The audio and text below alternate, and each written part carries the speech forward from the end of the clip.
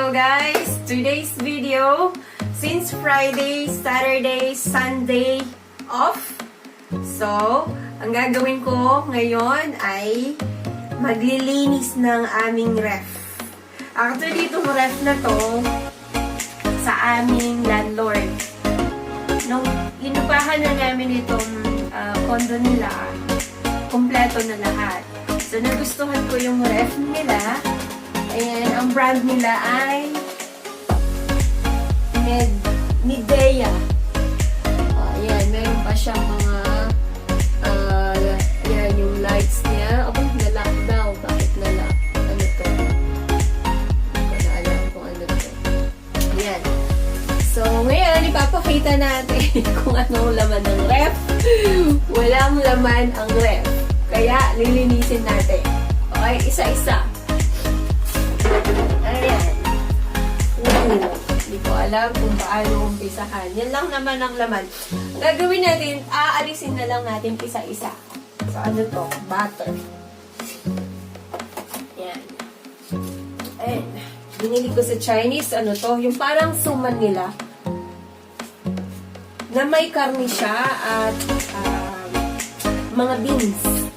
So, ito yung suman nila. So, binili ko sa kanila. So, lalagyan natin doon. Nandito to. Ito mga plastic na nandito to. Ayan. So, ito, chorizo nila ng mga Chinese. Pakita natin ito.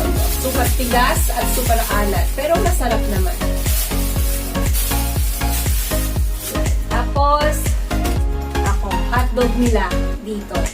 Iba pa rin yung sa atin, sa Pilipinas, ang lasa. And then, itong whole milk nila. Ayan. Tapos, ito, yogurt. Kailangan na natin alisin. Actually, ang mura mo ng yogurt dito. Sa atin, ang mahal na, no? Isang piraso lang, 50 pesos ba sa Pilipinas? Dito, ang mura. Grabe. So, magkano ba to? 10 RMB. So, ilan na sila? So, 10 RMB times 7. So, 70 pesos. So, marami na sila. Actually, 16. Actually, nakain ko na yung 4. Kaya, ito na. Alisin na lang natin yung ayun na lang natin yung basura. Ano itong natiralan? Ano to? Leftover. Ayan. So, lahat yan, ilalagay natin. So, sa gulay, ay natira isang carrot, lemon, dalawa. Oh, may happy pa siya. Ayan. So, luya. Ayan. Tapos, may mga ito, sibuyas at saka pepper. Tapos, luya ulit. So, pagsama-samahin natin. So, alisin muna natin ito. So, una ito. Linisin natin. Una yan. And then, ayan. So, isa-isahin natin. Naalampas natin. Dahil 2 buwan lang hindi nalilinis. Ay, yucky-ducky. Yuck. Pero napakaganda ng cooling niya. As in, maganda pala ang Midea. So, Midea yung sikat dito sa China. Ayan. And, okay.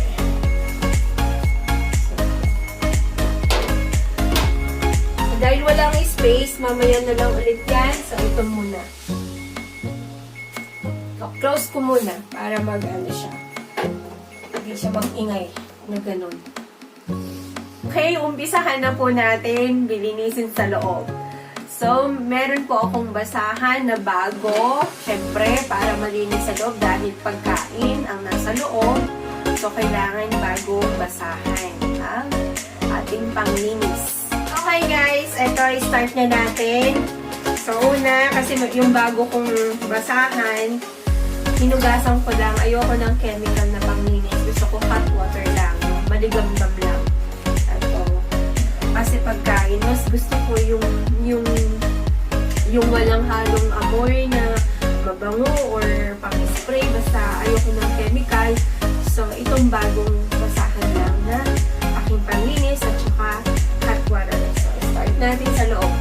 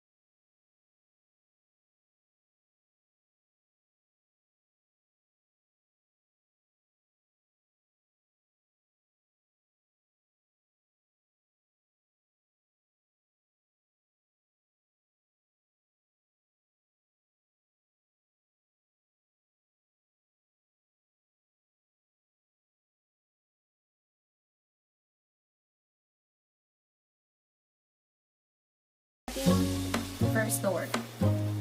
Sige natin.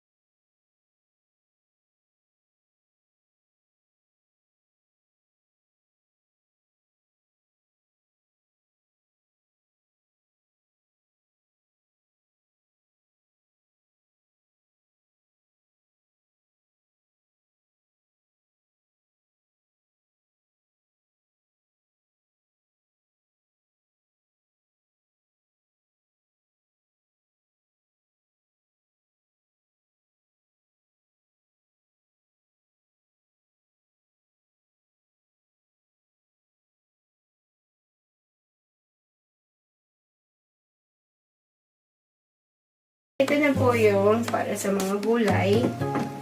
So, ayan, ganyan lang siya. So, ilalagay na natin yung mga gulay na tira. So, pechay. Pechay. Ito. String beans. Tapos, dalawang tomato. Ay, itong tomato, hindi na siya mapasok masyado doon. So, ilagay na lang natin dito. Para mas easy na makuha siya. Ayan. Tapos, yung onion nila, ito na lang parang hindi masyadong mamamoy. At fresh. Sorry. At ito, sili. At ito naman ay potato. So, I think wala na. So, close. Then, next level. Tingnan natin kung madumi naman dito. Oops! May stock.